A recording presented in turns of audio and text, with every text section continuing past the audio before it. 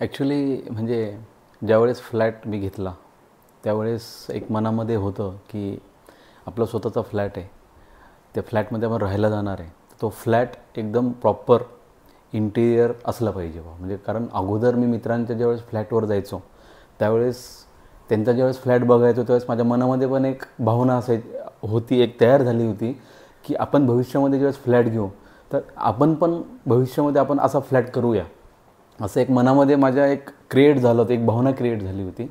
म्हणून ज्यावेळेस माझं पोझिशन मिळालं मग त्याच्यानंतर तो जो प्रवास सुरू झाला की तो एक चांगला एक इंटिरियर डिझायनर शोधण्याचा सुरू झाला.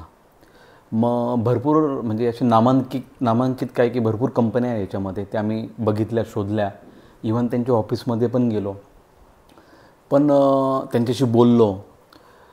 पण असं कोणाचं असं कॉन्फिडन्स वगैरे त्यावेळेस म्हणजे मला असं त्यांच्याकडून दिसला नाही की आपण ह्या व्यक्तींना किंवा ह्या फर्मला आपण काम देऊ शकतो, असं मला कधीच जाणवलं नाही. त्यावेळेस काही फर्म अशा होत्या की त्यांचे जे ऑलरेडी कम्प्लिटेड प्रोजेक्ट्स होते ते तिथं आम्ही व्हिजिट करून आलो, पण व्हिजिट केल्यानंतर ती जी फिनिशिंग क्वालिटी होती ती मला काय म्हणजे मला पर्सनली तरी आवडली नव्हती. ओके, त्याच्यामुळं त्या तिथेच रिजेक्ट झाले होते. मग त्यांचे भरपूर फॉलोअप्स वगैरे यायला लागले आणि काही कंपन्या अशा होत्या की त्यांनी ऑन दी स्पॉट आम्हाला ऑफर केली की तुम्ही आत्ता डील फायनल करा, आम्ही तुम्हाला 40% डिस्काउंट देतो. तर म्हणजे त्या याच्यामध्ये मी अडकलो नाही, कारण इंटिरियर डिझायनर आपल्याला माहिती आहे की एक व्हॉस्ट आपण काय म्हणतो, it's just like a sea. म्हणजे तुम्ही त्याच्यामध्ये ते भोवऱ्यामध्ये अडकू पण शकतात की तुम्हाला एका डेस्टिनेशनला जर जायचं आहे, एक सुंदर डेस्टिनेशनला, तर तुम्ही एक सुंदर डेस्टिनेशनला तिकडे गेल्यावर तुम्ही जे एक व्ह्यू बघता, तो फील बघता, तो एकदमच म्हणजे एक हे असतो, म्हणजे आपल्याला म्हणजे जो आनंद राहतो तो एकदमच भयंकर असतो. तर ते मला म्हणजे ते भोवऱ्यामध्ये अटकायचं नव्हतं मला. त्याच्यामुळे मी जो डिसिजन घेतला तो फारच म्हणजे असं हळू घेतला आणि फार विचारपूर्वक घेतला. त्याच्यानंतर एक ग्रुप आहे बॉन्ड म्हणून, तिथे फेसबुकमध्ये मी सर्च केलं, माझी रिक्वायरमेंट मी टाकली इंटिरियर डिझायनर. तिथे मॅडमचं मला रेफरन्स मिळाला, रुचिका शिंबेकर, फक्त नाव मिळालं. मग मॅडमचं थोडं मी प्रोफाईल बघितली, मग इन्सेप्शन डिझाईन स्टुडिओ मला कळालं की मॅडमच्या फर्मचं नाव इन्सेप्शन डिझाईन स्टुडिओ आहे. मग त्यांचे फेसबुकचं पेज बघितलं, इंस्टाग्रामवर त्यांचं पेज बघितलं, त्याला फॉलो केलं, फेसबुकला फॉलो केलं आणि सगळे त्यांचे जे कम्प्लिटेड प्रोजेक्ट्स होते ते सगळे बघितले मी. त्याच्यानंतर मग मॅडमला फोन केला मी, मॅडमनी उचलला, मॅडमला सांगितलं की माझी अशी रिक्वायरमेंट आहे, तर मला ह्या रिक्वायरमेंटप्रमाणे मला माझा फ्लॅट डिझाईन करून पाहिजे.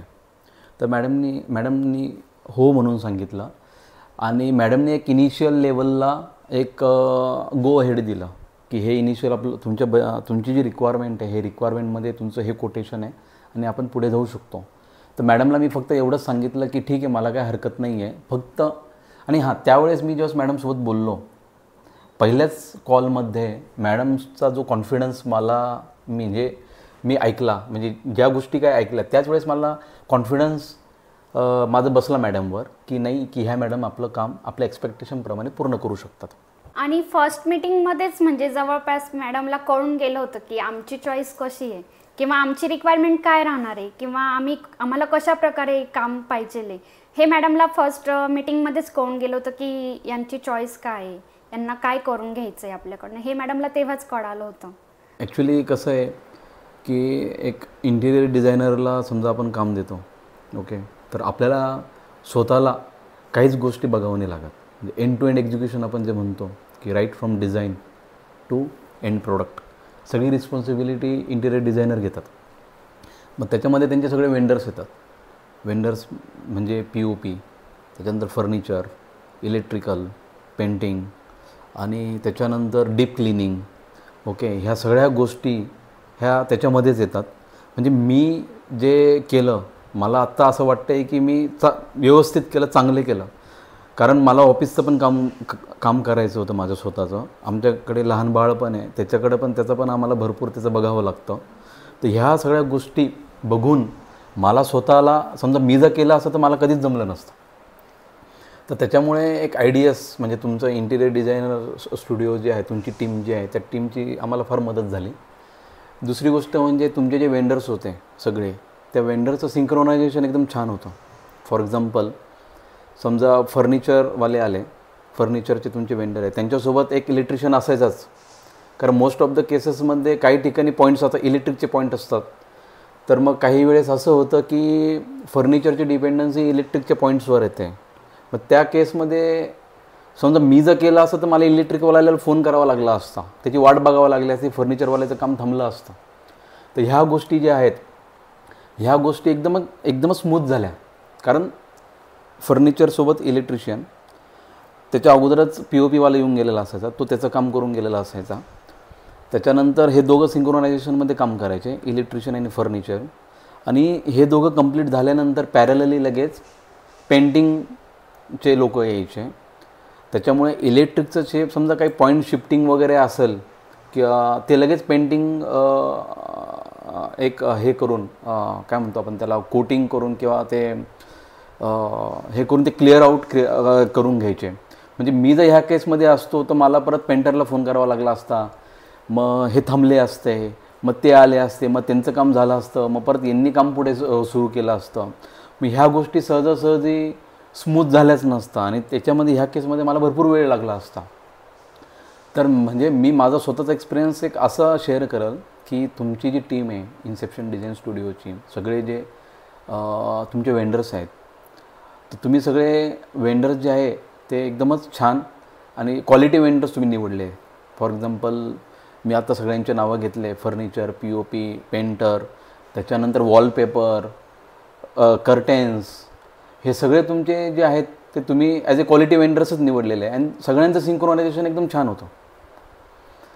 आणि त्याच्यामुळे हे सगळ्या सिंक्रोनायझेशन म्हणजे मला स्वतःला काहीच त्रास झाला नाही आहे आणि तुम्ही त्या सगळ्या गोष्टी एक्झिक्यूट करून घेतल्या. So that's it. म्हणजे ते फारच छान झालं बुवा असं. म्हणजे अगोदर जर मी ज्यावेळेस बघितलं होतं रॉ फ्लॅट जो होता, तो रॉ फ्लॅट म्हणजे असं एकदम होता, नवीन फ्लॅट जो होता, पण असं आपण म्हणतो उत्साह असं वाटत नव्हता की त्याच्यामध्ये असं एनर्जेटिक वाटत नव्हतं, उत्साह वाटत नव्हता. असं एक असं हे वाटायचं म्हणजे रॉ फ्लॅट आणि असं उत्साह नाही आहे बुवा. तर मग आत्ता समजा इंटिरियर झालेलं आहे आणि पूर्ण फिनिश फ्लॅट आहे, तर एक पॉझिटिव्हिटी आलेली आहे, एनर्जी पण छान आहे आणि एक उत्साह पण आलेला आहे. म्हणजे एकदमच छान वाटतं आहे बुवा की आफ्टर म्हणजे इंटिरियर नंतरचं म्हणजे एकदमच छान आहे. मी तर असं सांगेल की म्हणजे सोप्या शब्दात जर सांगायचं असेल तर आधीचा जो फ्लॅट होता विदाऊट इंटिरियर, तो फक्त एक फ्लॅट होता, म्हणजे घर होतं.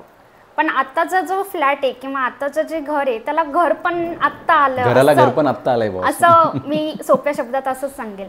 आणि म्हणजे एक्झाम्पल पण देऊ शकते की सपोज आपण एखादा पदार्थ करतो, त्याचं गार्निशिंग पण करावं लागतं आपल्याला. तर गार्निशिंग तो पदार्थ बघितला आपल्याला असं वाटतं की नाही आपण हा पदार्थ ट्राय करून बघितला.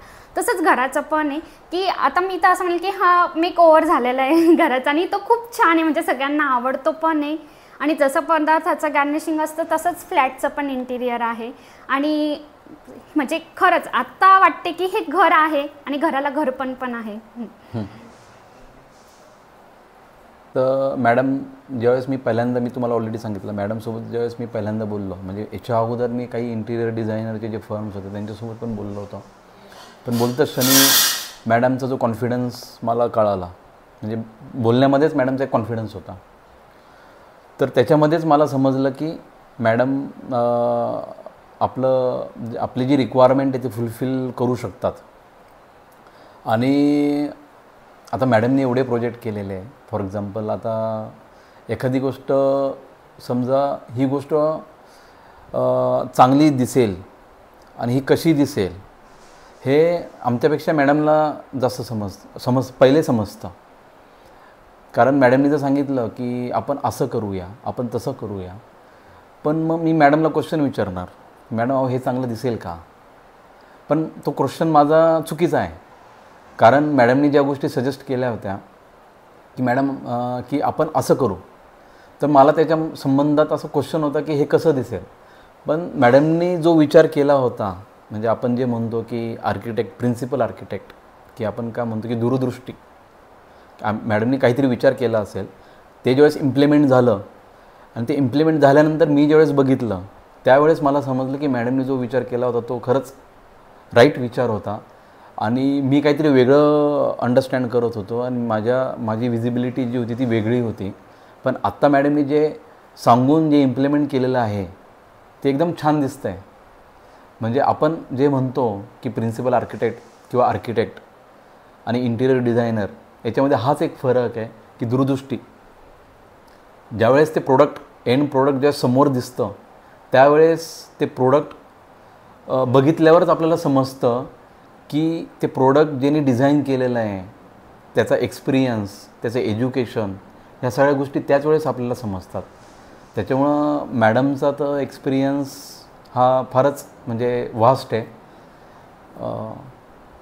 ह्या सगळ्या बाबतीमध्ये.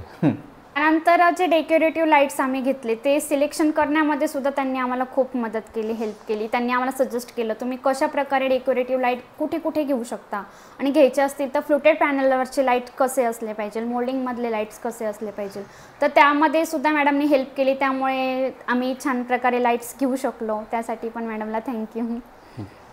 ॲक्च्युली मॅडमनी ज्यावेळेस आमचं काम सुरू केलं त्यावेळेस मॅडमने सांगितलं की तुमचा पॉईंट ऑफ कॉन्टॅक्ट सतेज असणार आहे. तर मग सतेज आमच्यासोबत कम्युनिकेशन करायला लागला. तर मग म्हणजे आमच्या ज्या काही रिक्वायरमेंट्स आहे तो पण शांततेत ऐकून घ्यायचा आणि आमच्या रिक्वायरमेंटप्रमाणे त्यांनी आम्हाला भरपूर काही गोष्टी सांगितल्या. म्हणजे काही गोष्टी त्यांनी पण आम्हाला सजेस्ट केला की ही गोष्ट इथे चांगली दिसणार आहे किंवा तुम्ही इथे असं घेऊ नका, की आपण काय करू की ह्या गोष्टी किंवा इथे असं काही करायचं आहे ते आपण असं करू. की त्यांचा पण याच्यामध्ये चांगला एक्सपिरियन्स होता. म्हणजे त्यांचा जो आर्किटेक्टचा जो एक्सपिरियन्स होता याच्यामध्ये पण छान होता. आणि प्रोजेक्ट आर्किटेक्ट म्हणजे it is a mediator between madam म्हणजे the principal architect and customer. तो त्यांनी एकदमच छान रोल प्ले केला आहे. म्हणजे एकदमच म्हणजे त्यांचा पण छान याच्यामध्ये रोल आहे.